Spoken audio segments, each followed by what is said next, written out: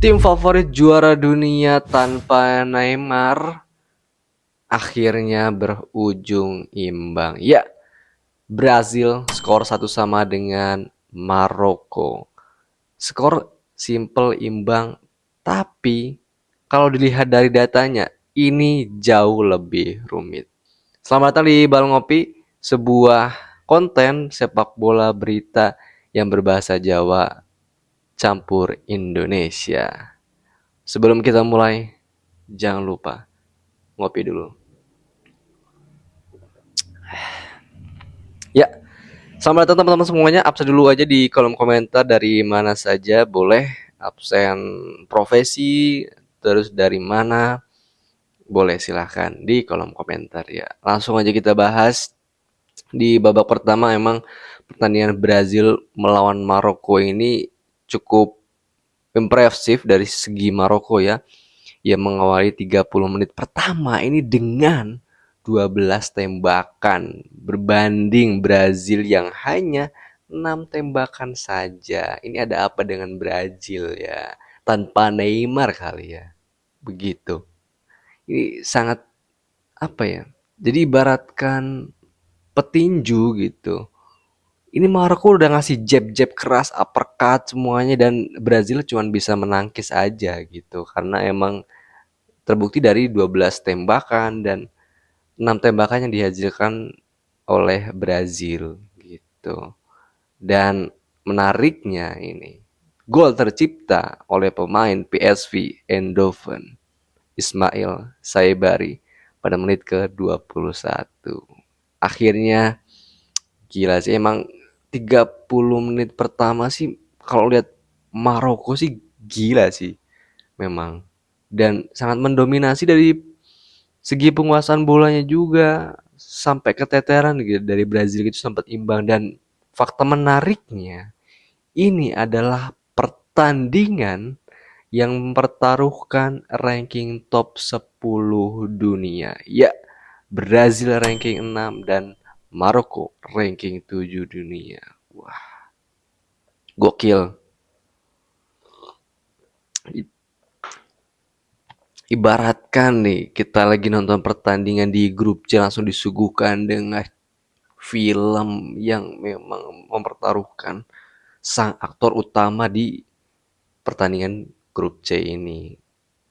Brazil versus Maroko dan ini menjadi pertanyaan selanjutnya nanti. Apakah Brazil mampu mengungguli di babak pertama ataupun mengungguli di klasemen grup C ataukah Maroko yang menjadi unggulan di grup C atau masih ada klub klub sorry ataupun masih ada negara lain yang masih bisa mengungguli seperti Skotlandia ataupun Haiti yang akan menjadi kuda hitamnya.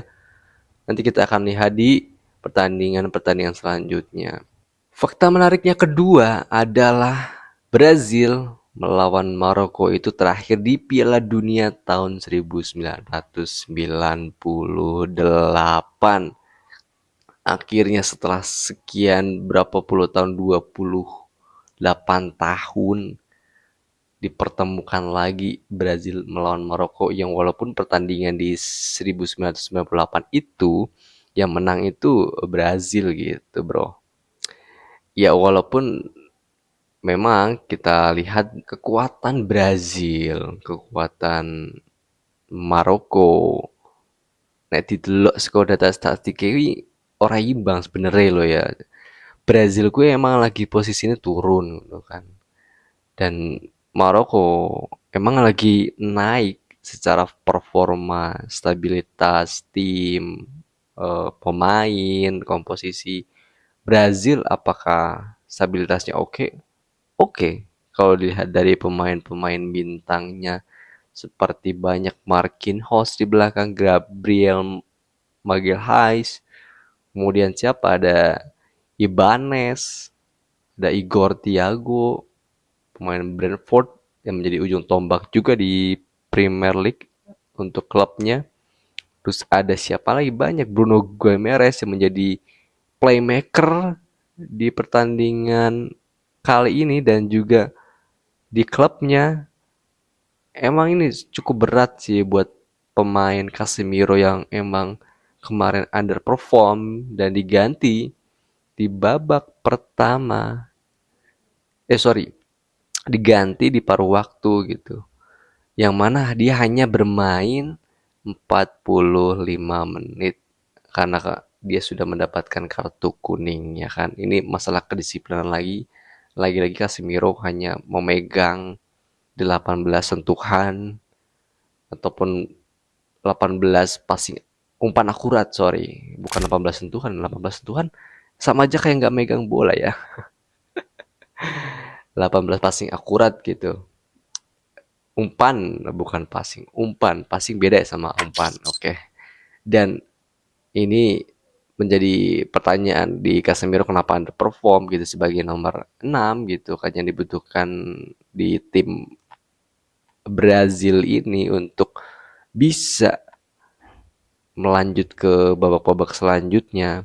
Tapi masih beruntung Brazil ada Vinicius Junior. Iya, si tampan Vinicius Junior ini memang sangat bisa diandalkan. Terbukti kita lihat dari sisi dia bermain, banyak bola yang mengalir ke arah kiri dibandingkan di sebelah kanan ya. Kalau kita lihat statistiknya, emang ini udah permainan yang masih bergantung di sisi salah satu pemain gitu. Kalau kita lihat memang sebenarnya Pinha ini juga bagus mendapatkan peluang, cuman masih sering diblok gitu kan beberapa tendangannya, dan Vinicius Junior akhirnya menyelamatkan kedudukan di babak pertama ini. Tentunya langsung dibalas ya kan. Saya bari tadi menit ke 21, kemudian Vinicius membalas di menit ke 32.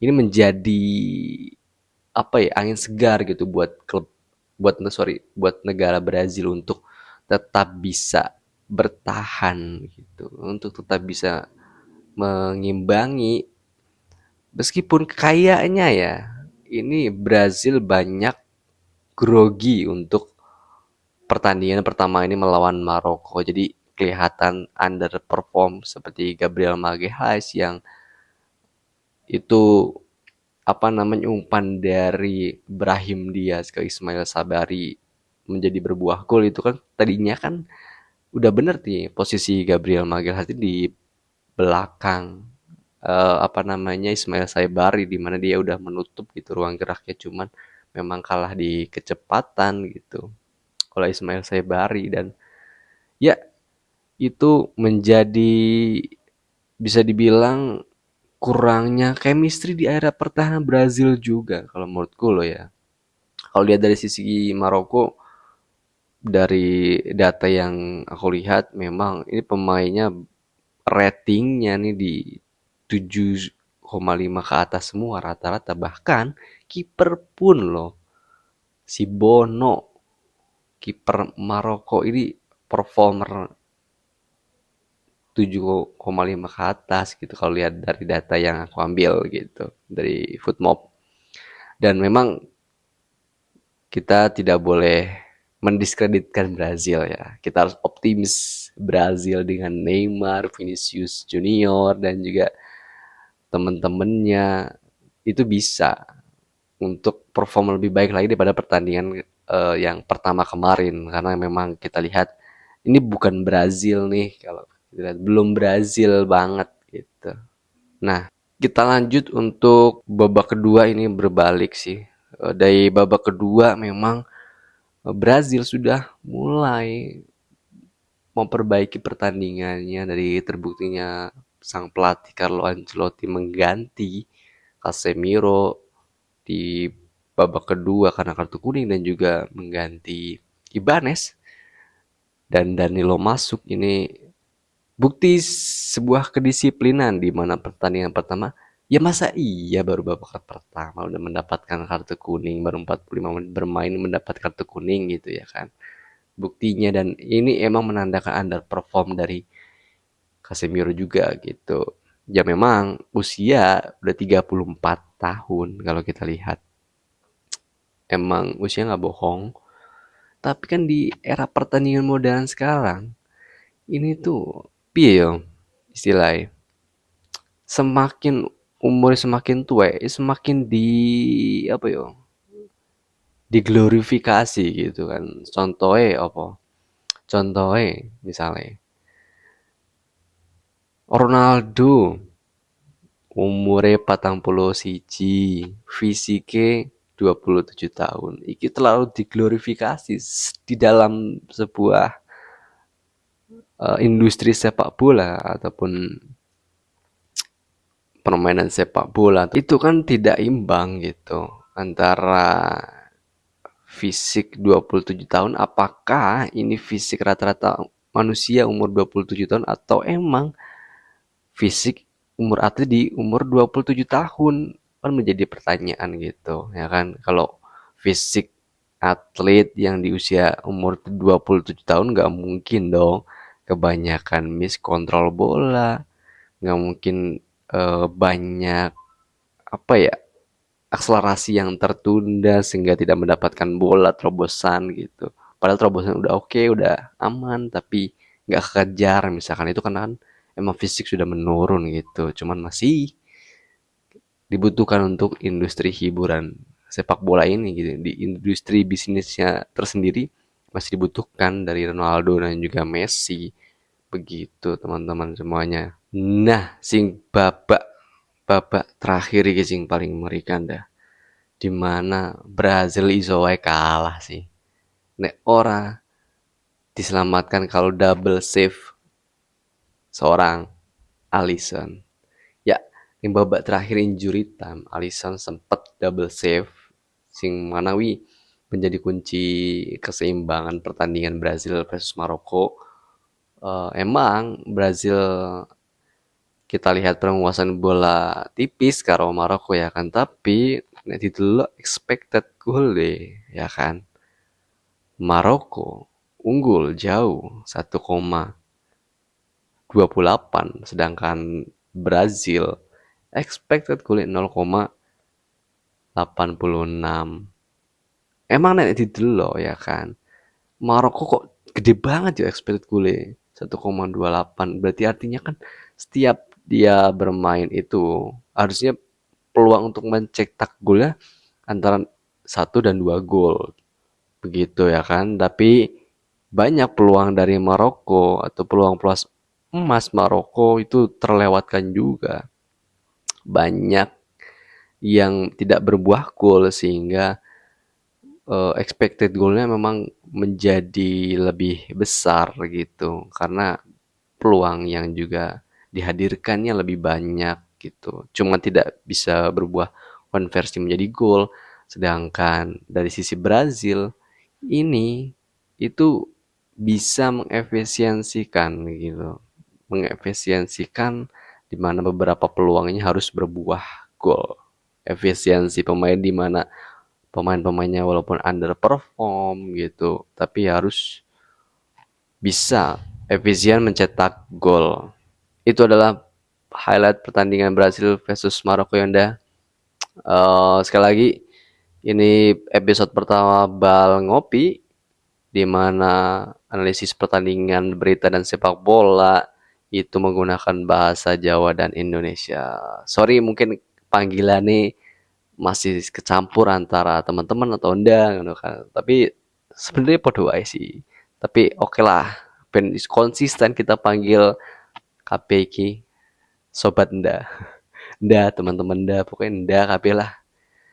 Oke, ngopi sih nda. Ya mungkin untuk mengawali episode pertama iki cukup kali ya. Untuk teman-teman jangan lupa nek seneng karo analisisku, mungkin dongengku, narasiku, boleh subscribe ataupun kasih hype dan komen di kolom komentar. Wih paling penting sih subscribe, subscribe, hype, karo komen. Wih penting banget. Go kanal YouTube iki. Terima kasih wis nonton tekan akhir iki. Kita ketemu lagi di Bang Ngopi selanjutnya. Dadah.